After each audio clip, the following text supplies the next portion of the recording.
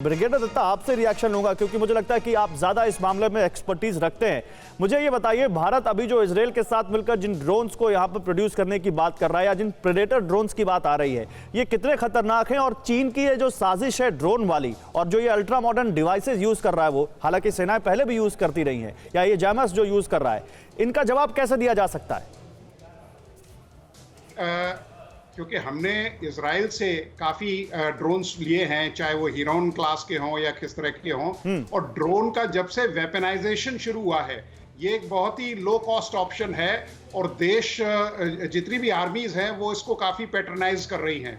और जिस तरह के सर्विलेंस इक्विपमेंट उसमें लगाए जा रहे हैं, अगर आप कारगिल वॉर को देखें, क्योंकि मैं उस वॉर में शामिल था, तो वहां सबसे बड़ी प्रॉब्लम जो डेटा इंटरप्रिटेशन की थी, जो हमारे फोटो सर्विलेंस वगैरह हुए थे, तब हमारे पास ये काबिल नहीं थी और हमें वो दिल्ली भेजने पड़ते थे और उसमें समय लगता था। तो आजकल जो हमारी नई ड्रोन पॉलिसी है, उसके तहत हमारे पास हमने एंटी ड्रोन जो मेजर्स हैं वो लिए गए हैं, और इस तरह के जो काउंटर मेजर्स या जो इलेक्ट्रॉनिक काउंटर मेजर्स हैं, इंडिया ने वो भी लिए हुए हैं।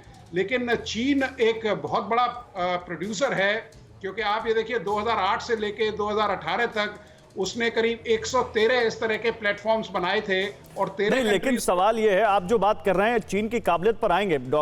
वोरा सर, मैं आपके पास आना चाहता हूं।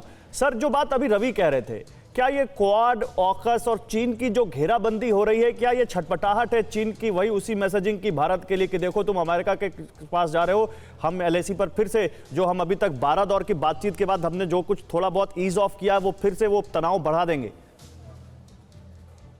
भारी हूँ, आपने मौका दिया है आपके कार्यक्रम में शरीक होने का। ब्रिगेडियर साहब की बात सुन रहा हूँ, बाकी विशेषज्ञों से भी मैं सीखूंगा। बहुत अच्छा लगता है आपके चैनल पर ये जो ड्रोन शो चीनियों का चल रहा है इस समय, लाइन ऑफ एक्चुअल कंट्रोल। ये हमेशा उनकी पुरानी आदत है कि कोई भी अगर जिसको आप दुश्मन समझते हो उसको डराने धमकाने की कोशिश करो। अब अपनी साइंटिफिक शक्ति वो दिखा रहे हैं। बिल्कुल सही फरमाया सर आपने कि वो डर चुका है। क्वाड के इस बार जो निर्णय हुए हैं, किसी ने चीन का नाम नहीं लिया, लेकिन सबको मालूम था कि कमरे में जो हाथी है वो चीन है। अगर चीन, सर एक बहुत सीधा सा सवाल है, अगर चीन अपनी बदमाशियां ना करता तो क्वाड की क्या आवश्यकता थी? क्वाड तो क्वाड्रिलैटरल सिक्योरिटी डायलॉग है कि समुद्र को हमने खुला रखना है। समुद्र को आप तभी खुला रखेंगे अगर कोई उसको बंद करने की कोशिश करे। एक चीज और सर, अगर आप क्वाड देखें, हम इंडो पैसिफिक की बात करते हैं, इंडियन एंड पैसिफिक ओशंस। अगर आप दुनिया का नक्शा अपने सामने रखेंगे और देखेंगे तो इंडियन ओशन और पैसिफिक ओशन पूरी दुनिया के इर्द गिर्द जाता है, girdles the entire globe. North Atlantic तो ऊपर रह जाता है, पूरी दुनिया। इसका मतलब है Asia, Latin America, Africa, America, ये सब आते हैं in the Indo Pacific region. चीन इसलिए बौखलाया हुआ है बहुत। लेकिन दीपक सर, जो बात आप कह रहे हैं और जिस एरिया को आपने स्पेसिफाई किया, जिन कंट्रीज का आप नाम ले रहे हैं, अब ये जो ड्रोन वाली हरकतें हैं या फिर जो हमारे बॉर्डर्स है वहां पर ब्रीचिंग करने की कोशिश है ड्रैगन की तरफ से, क्या ये किसी तरीके से ये जो एक डिप्लोमेटिक वॉर चल रही है पूरे ग्लोब में चाइना के खिलाफ, उसमें चीन को कहीं कोई एज मिलना है क्या इससे? ये जो एक्सरसाइज चीन की तरफ से किया जा रहा है। और दूसरा मैं इसी में जोड़ देता हूं, आप उसका भी उत्तर दे दीजिएगा कि डिप्लोमेसी, ग्लोबल डिप्लोमेसी में चीन किस साइड खड़ा है? क्या वो हारने वाली साइड है? क्योंकि अगर ज्यादातर बड़े देश चीन के खिलाफ जाते हुए नजर आ रहे हैं, एक संगठन बना रहे हैं, एक ग्रुप बना रहे हैं और अलग अलग ग्रुप बना रहे हैं अलग अलग इंटरेस्ट के साथ, तो क्या डिफीटिंग साइड पे चीन अपने आप को पाता है?